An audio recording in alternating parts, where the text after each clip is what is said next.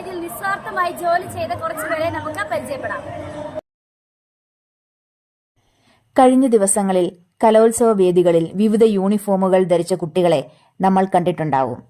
SPC, scout and guide, JRC തുടങ്ങിയ സന്നദ്ധ സംഘടനകളിൽ അംഗങ്ങളായ കുട്ടികളാണ് അവർ. കലോത്സവ നഗരിയിലെ വിവിധ ഡ്യൂട്ടികൾ ചെയ്യാൻ അധ്യാപകരോടൊപ്പം നിയോഗിച്ചവരാണിവർ.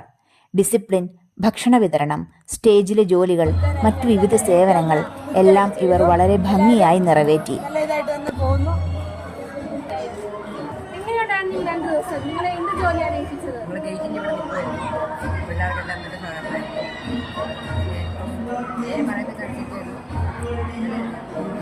എങ്ങനെയുണ്ടായിരുന്നു 2 ദിവസത്തെ ഡ്യൂട്ടി? എല്ലാം വളരെ മനോഹരമായിരുന്നു.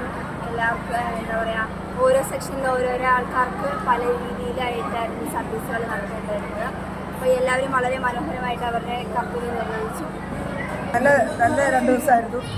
എല്ലാം ഞങ്ങൾ നന്നായി ചെയ്തു എന്നാണ്. ഡ്യൂട്ടി നല്ലായിരുന്നു. ആദ്യമായിട്ട് കിട്ടിയ ഡ്യൂട്ടിയാണ്. ഞങ്ങൾ മനോഹരമായിട്ട് ചെയ്തിട്ടുണ്ട്.